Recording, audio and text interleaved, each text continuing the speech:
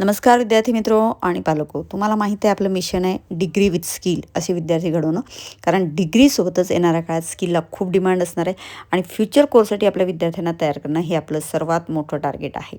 आणि म्हणूनच याविषयीच आपण आपल्या क्लासमध्ये शिक्षण देत असतो, येणाऱ्या काळासाठी विद्यार्थ्यांना तयार करत असतो. आज आपण चर्चा करणार आहोत international institute of information technology, जी IITs आणि NIT एवढीच इम्पॉर्टंट आहे, कारण याच्या प्लेसमेंट होतात गुगल, मायक्रोसॉफ्ट आणि ॲमेझॉनला. IIIT हैदराबाद जी आहे इचं प्लेसमेंटसुद्धा मार्केटला सर्वात जास्त होतं आणि साधारण जर आपण ॲव्हरेज पॅकेज म्हणाल तर ते 18 ते 20 लाखाच्या पुढे लागतं. याच्या एंट्रीचा जर आपण विचार केला तर एंट्री JEE, SPSC, त्याच्यानंतर बोर्ड्स आणि UGEE या 4 माध्यमाद्वारे होते, शिवाय ऑलिम्पियाडद्वारे पण होते. ऑलिम्पियाड जी आहे तुम्ही 8वी 9वी 10वीला देऊ शकता. 12वीचा विषय केला तर 12वीत तुम्हाला कमीत कमी 75% मार्क असायला पाहिजे आणि तुम्ही बोर्डाच्या टॉप 20% असायला पाहिजे.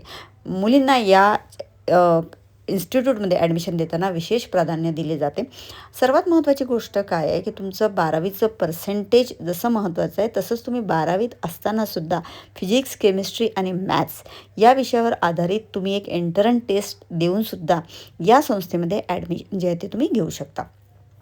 आणि बोर्ड आपल्यासाठी किती महत्त्वाचं आहे हे तुम्हाला आतापर्यंत कोणी सांगितलं नसेल. बोर्डात जेवढे जास्त पर्सेंटेज मिळवाल तेवढं जास्त तुम्हाला या संस्थेमध्ये ॲडमिशन घेण्याचे चान्सेस वाढतील. ठीक आहे, फक्त तुमचं स्ट्रॉंग इंटरेस्ट असायला पाहिजे मॅथमॅटिक्समध्ये, प्रोग्रॅमिंग सायन्समध्ये आणि रिसर्चमध्ये. 8वी 9वी 10वीच्या विद्यार्थ्यांसाठी सर्वात महत्त्वाचं काय तर त्यांच्या स्टँडर्डमध्ये असतानाच ते mathematics, physics, chemistry, biology, astrophysics, astronomy, informatics या विषयांचं ऑलिम्पियाड देऊन ते या संस्थेमध्ये डायरेक्ट ॲडमिशन घेऊ शकतात.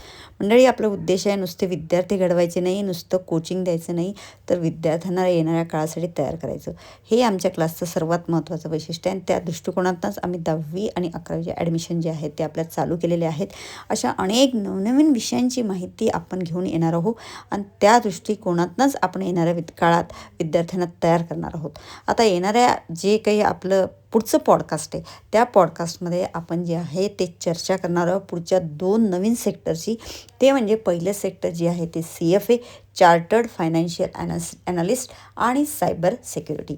तेव्हा नक्की ट्यून करा आणि हो, आमच्या चॅनलला शेअर करायला अजिबात विसरू नका. धन्यवाद.